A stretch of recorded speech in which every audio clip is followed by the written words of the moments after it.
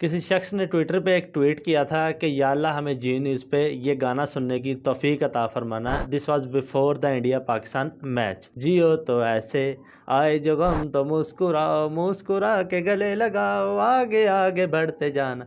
लेकिन गाना हमने जियो न्यूज़ पे ही सुना after the India Pakistan match, लेकिन वो गाना तब्दील हो चुका था। वो गाना कुछ यूँ था, तुम जीतो या हारो सुनो, हमें तुमसे प्यार है, हमें तुमसे प्यार है।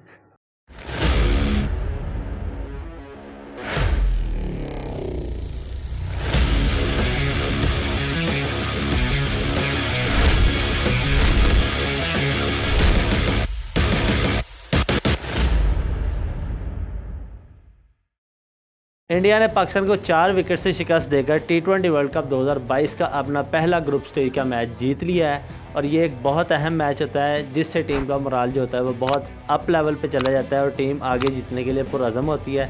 पाकिस्तान ये मैच हार चुका है। उम्मीद है पाकिस्तानी टीम का मोराल डाउन नहीं हुआ होगा, क्योंकि पाकिस्तान ने जिस हिसाब से परफॉर्मेंस दी है it was unbelievable for Pakistan. Match के दौरान शुरू से ही लग ये रहा था कि इंडिया ये मैच आसानी से जीत जाएगा, लेकिन पाकिस्तानी बॉलर्स ने जबकि मिडल ऑर्डर ने भी इस तरह का परफॉर्म किया कि पाकिस्तान के हाथ में मैच आया।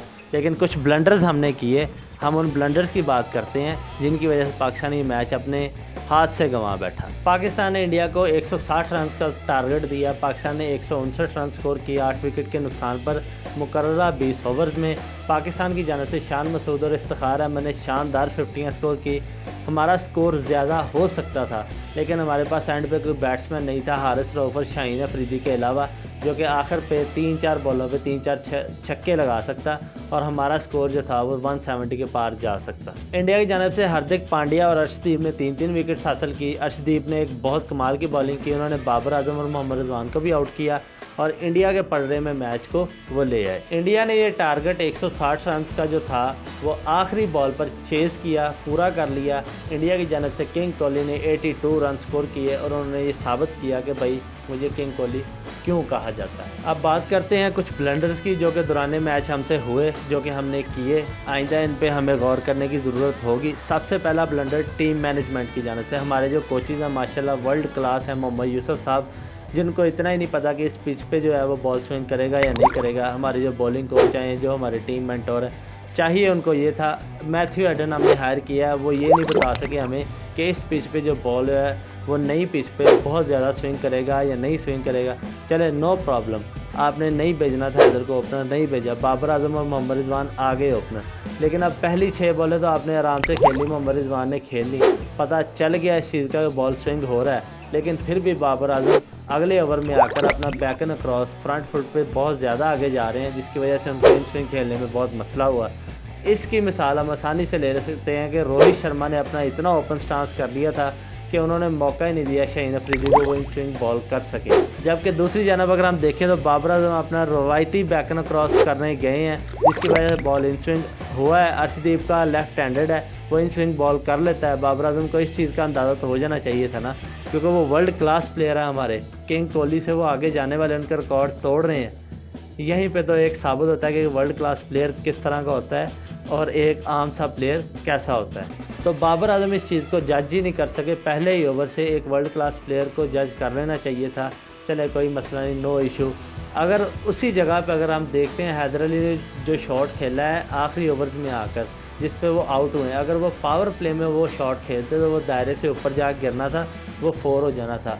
कुछ ये भी चीज़ें थी कि हमारे बैटर्स ने जो था वो बॉल को हवा में मारने की कोशिश की है, छक्के मारने की कोशिश की है, क्रॉस बैट से खेलने की कोशिश की है, जिससे बॉल ज़्यादा हवा में जाता है, ना कि उन्होंने कोशिश की हो कि हम उसको ज़मीन पर रख के मारें जिससे वो आसानी से बाउंड्रीज हो सकें।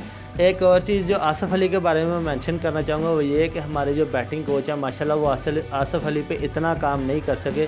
उनको नेट्स में वो 150 छक्के तो लगवा देते हैं, लेकिन उनको क्रीज पे जब मैच हो रहा होता है, जब हकीकत में मैच हो रहा होता है, तब उनसे एक भी छक्का नहीं लगता, जबकि वो बच्चों की तरह खेलते हुए आउट होते हैं। बैटिंग कोच जो है मोहम्मद यूसुफ साहब, वो आसिफ अली पे इतना काम नहीं कर सके वो उनको पुल शॉट खेलनी सिखा दें। आसिफ अली एशिया कप से लेकर अब तक मैंने देखा है तो ज़्यादातर वो पुल शॉट पे आउट हुए हैं, उनको पुल शॉट पे ही आउट किया गया है। उनको पुल शॉट अभी तक जो हाइट पे बॉल आती है, जो बाउंसर आता है, वो अभी तक खेलना नहीं आया। एशिया में तो चलें वो बाउंसर्स पे आउट हो जाते, लेकिन जो ये फास्ट पिच हैं यहाँ पे तो बिल्कुल ही खेलना नहीं आएगा। गली के बच्चों की तरह खेलते हुए आसिफ अली अर्शदीप के फास्ट बॉल पे वो आउट हुए। 3 ब्लंडर्स जो कि हमने बॉलिंग के दौरान किए। सबसे पहली चीज़, बाबर आजम ने प्री मैच प्रेशर में कहा था कि हमारे पास हर प्लेयर के ख़िलाफ़ प्लान है, लेकिन वो ये कहना भूल गए थे कि भाई हमारे पास कोहली के लिए कोई प्लान नहीं है। अभी तक विराट कोहली जितने भी T20 पाकिस्तान और इंडिया के हुए हैं, विराट कोहली को हम सिर्फ एक दफ़ा बॉलर ने आउट किया, वो शहीनशाह अफरीदी थे जिन्होंने आउट किया था T20 वर्ल्ड कप 2021 में। वो भी हम उनको 50 से नीचे आउट नहीं कर सके थे। एशिया कप में हमने उनको एक दफ़ा रन आउट किया था सिर्फ। उसके अलावा अभी तक हम विराट कोहली को आउट नहीं कर सके, जितने भी T20 पाकिस्तान और इंडिया के हुए हैं विराट कोहली के होते हुए। तो पता नहीं टीम मैनेजमेंट कौन सा प्लान करके आती है कि जिससे वो विराट कोहली को अभी तक आउट ही नहीं कर सके।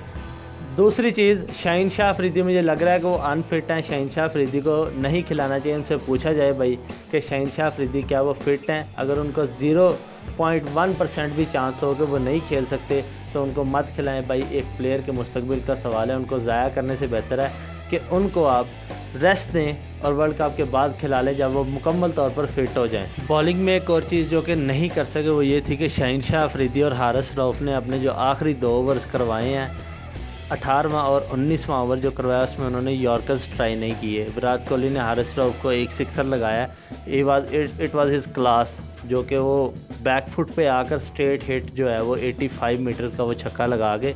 लेकिन दूसरी जो बॉल थी, जो आखिरी बॉल थी, जो कि क्रूशल थी सबसे, उस पर उनको आखिरी जो थी वो यॉर्कर लाजमी ट्राई करना चाहिए। अगर वो उस पर 6 लगाते then it was his class.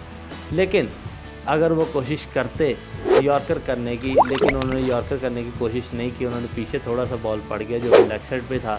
तो वो अगेन तो एक सेट प्लेयर जब हो, विराट कोहली जैसा विकेट पे हो, सेट हो, तो वो छक्के की तो आप उम्मीद कर ही सकते हैं। वो फाइन लेग पे उन्होंने उठा के सिक्सर मार दिया। चलें, कोई इशू नहीं, नो प्रॉब्लम। अब बात करते हैं सबसे एंड पे जो नवाज़ का ओवर दिया गया। नवाज़ का ओवर पहले तो ये था कि देना ही नहीं चाहिए था। जब आपके ओवर जो थे, इंडिया के जो बैट्समैन थे वो स्ट्रगल कर रहे थे even to get a 4 runs, एक बाउंड्री, तब भी आपको चाहिए था कि नवाज़ के सारे ओवर्स या इफ्तिखार के बीच में 2 ओवर्स लाजमी निकलवा लेते, ताकि एंड पे जो फास्ट बॉलर्स रहते, अगर उन्होंने डिफेंड करना होता, अगर डिफेंड होना होता स्कोर, तो वो हो जाता। लेकिन आपने चले नवाज़ को ओवर दे दिया। पीछे से प्लान आप टीम मैनेजमेंट पता नहीं उनको क्या दे रही है कि आप तेज़ बॉलिंग करें, विकेट कीपर को पीछे ले लें। वो जो बैट्समैन है इंडिया के वो फ्री होकर खेल रहे हैं, जैसे मर्जी कदम यूज़ करें, जैसे मर्जी। अब विराट कोहली हर बॉल को उन्होंने तकरीबन कदम यूज़ करके खेला है। अगर वो विकेट कीपर ऊपर होता तो शायद एक प्रेशर होता कि हमने फ्रंट फुट पे खेलना है, अगर बैक फुट पे अगर हम यूज़ किए, अगर हमने अपने कदम यूज़ किए तो शायद हम आउट ना हो जाए। इस चीज़ का प्रेशर भी बड़ा मैटर करता है। और तीसरी चीज़ जो मोहम्मद नवाज़ ने एक ब्लंडर किया वो ये था, वो उन्होंने तेज़ तरीन बॉलें मारने की कोशिश की, यॉर्कर लेंथ तेज़ तरीन यॉर्कर पे बॉलिंग करने की कोशिश की हैं, जिसकी वजह से वो फुल टॉसेस भी हुई हैं और एक नो बॉल भी हुई है, जिसकी वजह से हमें मैच हारना पड़ा।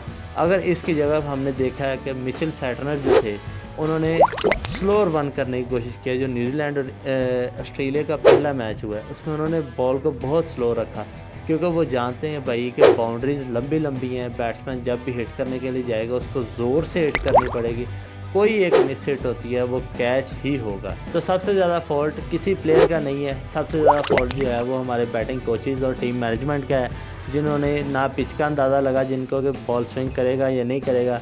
दूसरा, जिनको ना ये प्लेयर्स पे काम करना आ रहा है कि प्लेयर्स को पुल शॉट खेलनी ही सिखा दें। तीसरी चीज़ ये थी कि शहीनशाह अफरीदी और हारिस रऊफ़ ने जो था वो यॉर्कर्स करने की कोशिश नहीं की। चौथा ये था कि भाई प्लेयर उनका भी एक ही विकेट पे आखिरी ओवर तक स्टे किया है और प्लेयर हमारा भी एक ही आखिरी ओवर तक स्टे किया है। शान मसूद हमारी तरफ से उन्होंने स्टे किया, उन्होंने 42 बॉल्स पे तकरीबन 50+ रन स्कोर किए, जबकि विराट कोहली ने कोशिश की मैं ज़्यादा से ज़्यादा स्ट्राइक लेकर खुद खेलूँ।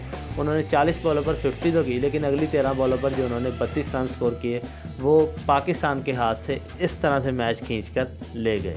जबकि हमारे शान मसूद जो थे वो बॉलर्स को सिंगल लेकर दे रहे थे कि भाई आएँ आप हिट करें, कहीं मैं आउट ना हो जाऊँ।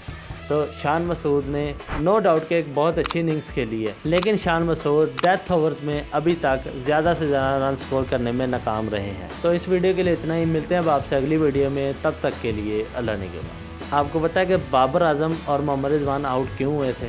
वो आउट पहले ही 2 ओवर्स में इस वजह से हो चुके थे ताकि जो आगे आने वाले प्लेयर्स हैं वो ये देख सकें कि हमारा मिडिल ऑर्डर प्रेशर सिचुएशन में परफॉर्म करता है या नहीं करता। तो हमारे मिडिल ऑर्डर ने प्रेशर सिचुएशन में परफॉर्म करके दिखाया है। एक और चीज़, एक नो बॉल काफ़ी कंट्रोवर्शियल हुई पड़ी है, मैं देख रहा हूँ सोशल मीडिया पे सब लोग यही कह रहे हैं कि वो नो बॉल का रिव्यू क्यों नहीं किया गया। ऑन द फील्ड जब अंपायर नो बॉल दे दे तो 95% चांसेस ये होते हैं कि वो थर्ड अंपायर की तरफ नहीं जाता। जो on field umpire no ball दे दे वो नो बॉल ही करार दी जाती है। हाउएवर के रूल ये है कि टेक्नोलॉजी का इस्तेमाल ज़रूरी है, थर्ड अंपायर ही नो बॉल देगा, चाहे वो फ्रंट फुट वाली हो या वो हाइट की नो बॉल हो। बहरहाल हम अंपायर्स को कोई दोष नहीं दे सकते कि उन्होंने मैच फिक्स करवा के इंडिया को जितवाया है। ब्लंडर्स हमारे बॉलर्स की जानब से हुए, ब्लंडर्स हमारी टीम मैनेजमेंट की जानब से हुए, ब्लंडर्स हमारे कप्तान की जानब से हुए, जिसकी वजह से हम ये मैच हारने में कामयाब हुए।